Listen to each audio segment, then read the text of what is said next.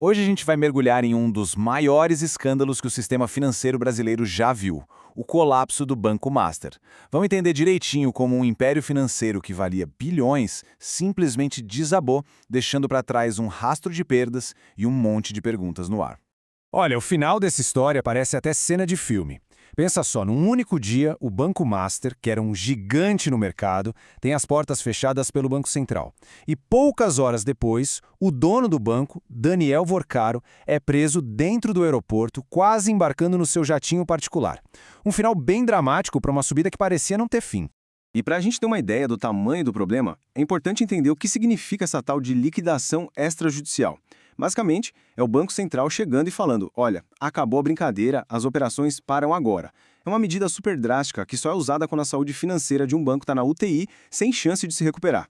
E essa, claro, é a grande pergunta que guia a nossa análise. Como é que uma instituição que vendia uma imagem de super correta, de modelo de integridade, foi parar no olho do furacão do maior escândalo financeiro do país? É isso que a gente vai tentar desvendar agora. Bom, e no centro disso tudo tem uma figura, Daniel Vorcaro.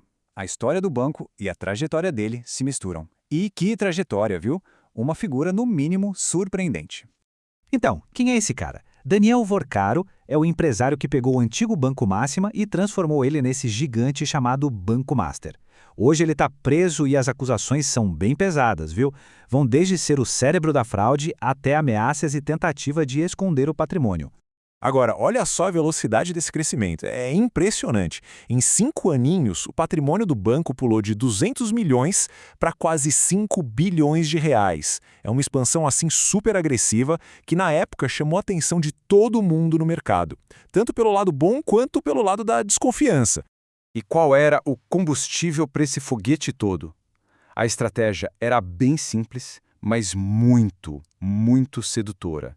Prometer rendimentos bem acima, mas bem acima mesmo do que qualquer concorrente pagava. Com promessas de render 130% a 140% do CDI, o banco conseguiu atrair uma quantidade absurda de dinheiro.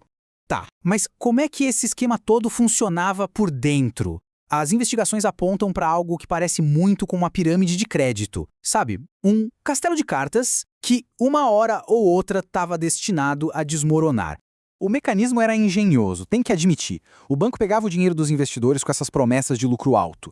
Aí essa grana toda era jogada para dentro de fundos de investimento que eram, adivinha, gerenciados pelo próprio banco.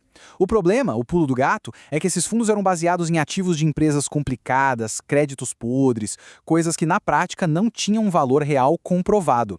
E o resultado dessa engenharia toda é esse número aí na tela: 56 bilhões de reais. Esse é o tamanho do buraco que as investigações iniciais apontam. É sem dúvida um dos maiores prejuízos da história do nosso sistema financeiro. Agora, a história começa a ficar ainda mais interessante. O que chama muita atenção nesse caso é o contraste gigantesco entre o que o banco falava em público e o que as investigações começaram a descobrir. No papel, a ética era o pilar de tudo. Na prática, a conversa parece ter sido outra. E essa diferença era gritante. De um lado, um código de ética com 34 páginas, todo bonitinho, prometendo ser super rigoroso, proibindo até presentinho barato. Do outro lado, o que as investigações indicam: festas de luxo para autoridades, suspeitas de lavagem de dinheiro e, claro, a base de tudo, os investimentos em ativos que não valiam nada. E é aqui que a história ganha um contorno, digamos, de alto escalão.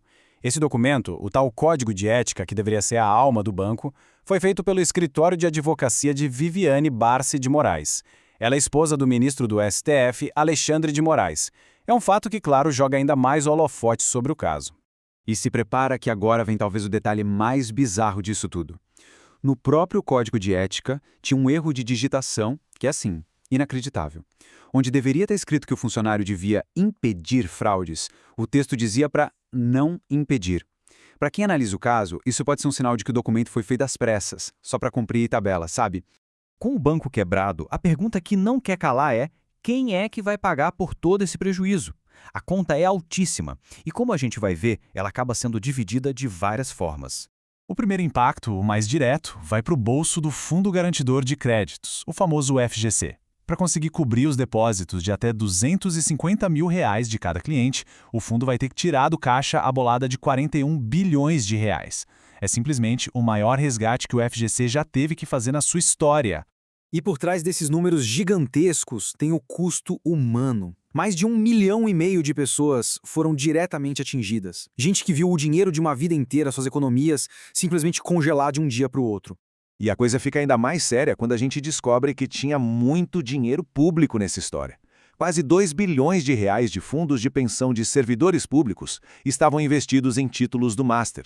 Fundos enormes, como o Rio Previdência do Rio e até a SEDAI, a companhia de águas de lá, tinham centenas de milhões de reais aplicados no banco.